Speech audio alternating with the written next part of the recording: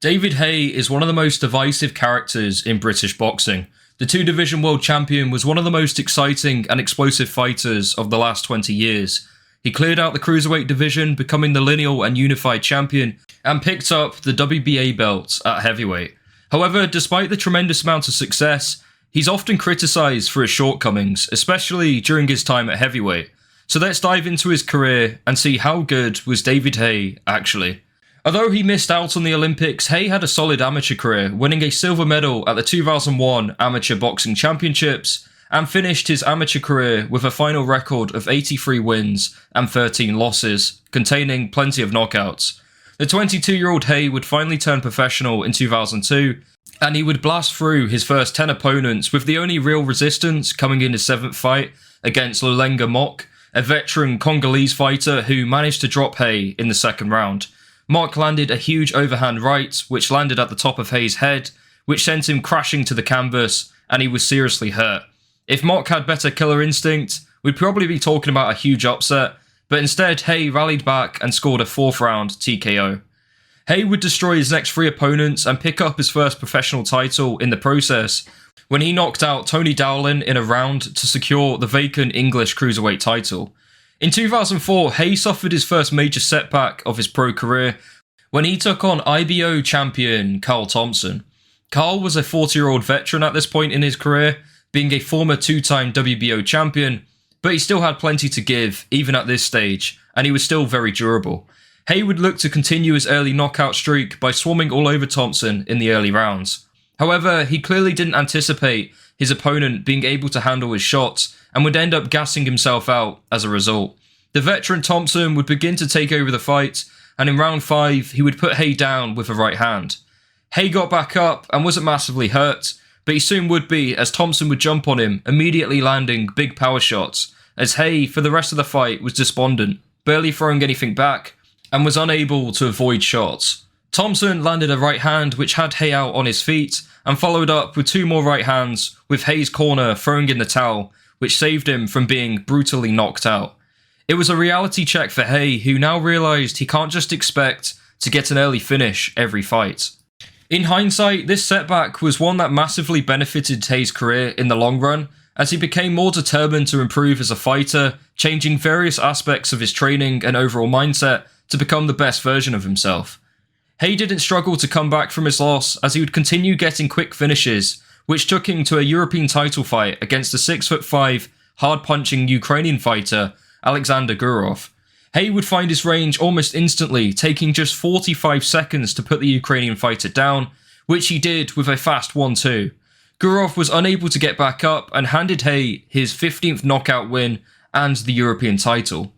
Haye would rack up multiple title defences of his European belt before having a fight at heavyweight against Polish fighter Tomasz Bonin. Haye said that his dream starting out in boxing was to become a heavyweight champion of the world, so I guess this fight was him testing out the waters, and he'd win convincingly, stopping Bonin in the first round, dropping him twice before putting him away for good. Haye showed he was able to bring his explosive power and speed with him up to heavyweight. However, he would go back down to cruiserweight in his next fight, as he would get a world title fight against the WBC champion John-Mark Mormek. Haye, going into Mormek's backyard, would put on a fantastic performance and would show there was more to his game than being an explosive puncher, showcasing a good variety of punches with plenty of work to the body. In round 4, Mormek would put Haye down with a combination of hooks, however Haye managed to weather the storm and get back into the fight. Mormek would continue his success into round 5, dictating the fight with inside attacks, landing uppercuts and hooks to take the round.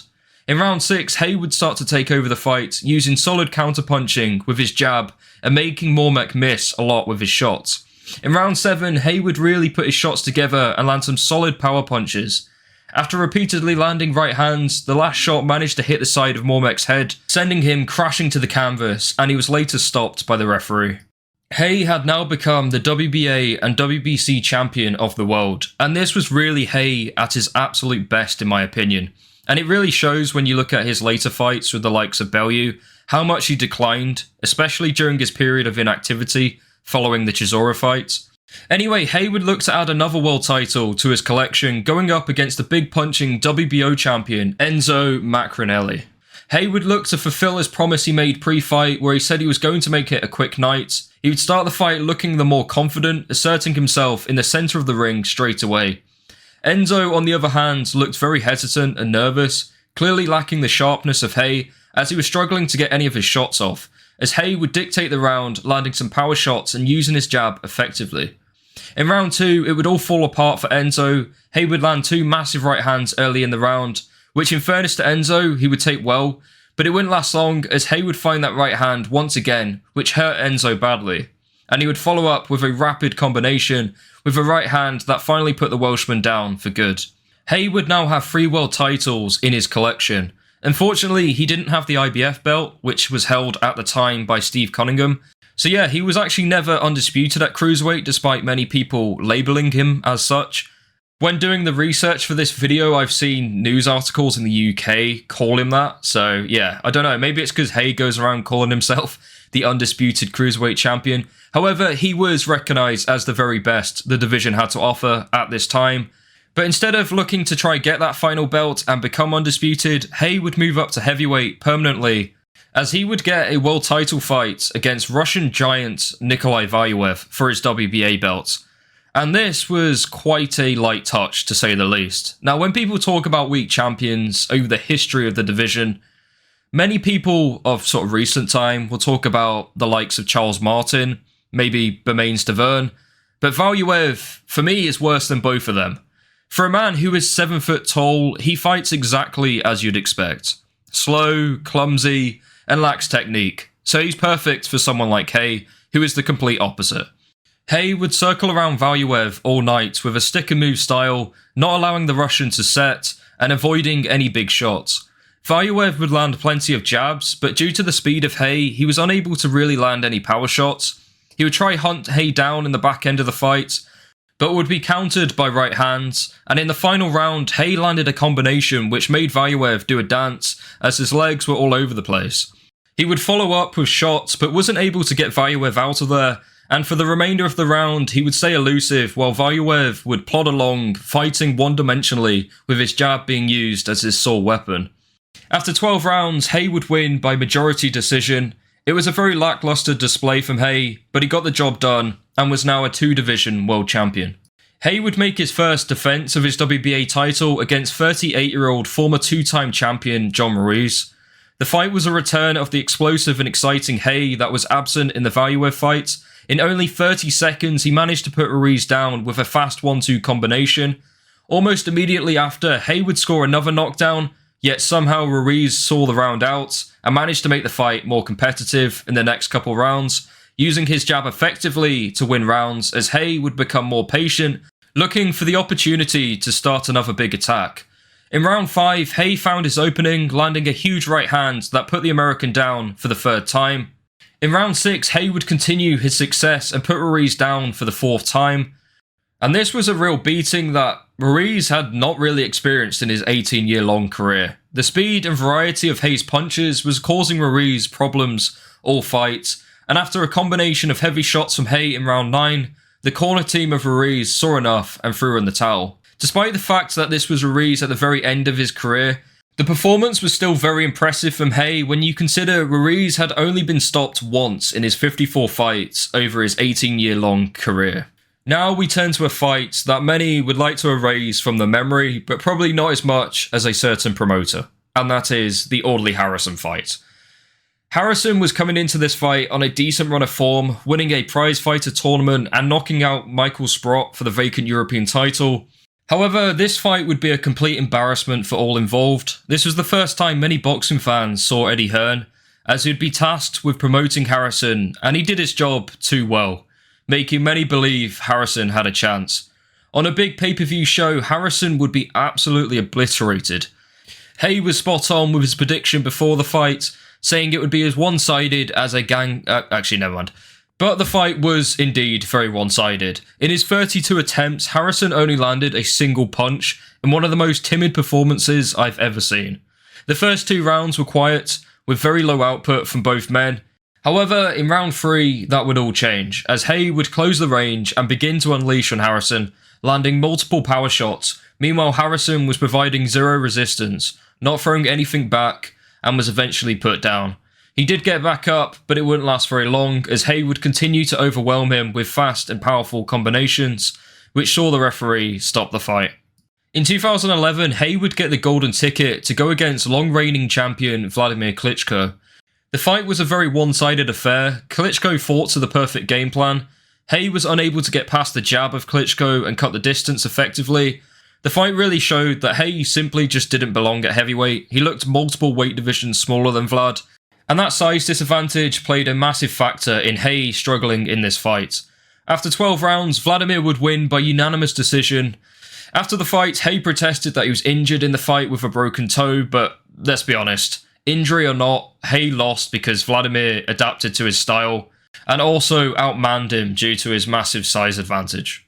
Despite the setback, Haye would continue his career at heavyweight, taking on fellow Brit Derek Chisora in a huge domestic showdown at Upton Park. This was easily one of the best performances of Haye's career. Haye was winning every round, landing the much better shots and had the overall better output. In round 5, Haye showed fantastic counterpunching as he ducked Chisora's hook and came back with a lovely left hand which caught Chisora flush on the chin, and he followed up with a right hand which put Chisora down. After the knockdown, Haye would show great killer instinct, jumping on the wounded Chisora and engaging in a firefight, which he won in emphatic fashion, putting Chisora down for good with a right-left combination. Now, many people nowadays will overlook a win against Chisora, considering how many losses he went on to have. However, Haye managed to dismantle Chisora like no one else managed to do. Not even the great Vitaly Klitschko was able to do what Haye did in there against Chisora. So, yeah, I find it a very impressive performance with all things considered. However, despite this great performance, now looking back at Haye's career, this really marks the end of the David Haye we all knew, because it wouldn't be until years later that we'd see the Haymaker back in the ring. He would pull out of multiple fights, most notably his scheduled fight with Tyson Fury due to an injury, which when looking back would have been a very intriguing fight considering the shape Tyson Fury was in at the time, arguably the best he's ever looked in his entire career. So yeah, it was a massive shame that fight never happened, but let me know in the comments how you think that would have gone down. Anyway, after the big layoff, Haye would finally return to the ring in 2016, where he had 2 circus fights. I mean, that's honestly the only way I could describe them. They were comically bad, which was quite fitting considering they were aired on Dave, which, for those not in the UK, is a TV channel that primarily broadcast comedy shows. Anyway, around the time Haye was back on the scene, Tony Bellew had just become the WBC World Champion. So naturally, the two Brits collided and produced one of the most heated build-ups to a fight I've ever seen in British boxing. Whether you love him or hate him, David Haye knows how to sell a fight, and the two would throw down in a massive pay-per-view in the O2. And well, it was quite clear that all those years of inactivity, plus the many injuries, finally caught up to Haye, as he was just finished. Haye, from the very opening, displayed a performance you'd expect from a fighter long past his prime.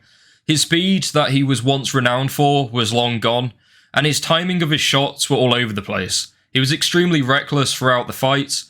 Round 6 was really the turning point in the fight, as Haye suffered an injury to his Achilles, and the fight was essentially an uphill battle from then, as Haye was barely able to stand, but he did show tremendous heart and bravery to survive the onslaught from Bellew, fighting the rest of the fight essentially on one leg. He was obviously unable to put together anything effective, and was a sitting target. Somehow the fight lasted all the way up until round 11. Bellew put together a combination that put Haye through the ropes, and Haye's corner team finally threw in the towel. A rematch did take place a year later, but as we know, it went even worse, with Bellew absolutely battering Haye, dropping him multiple times, and eventually stopping him in round 5. Haye would officially retire from the sport shortly after. So with all that said, how good was David Haye actually? For me, I felt Haye was quite unlucky to be in the era that he was in.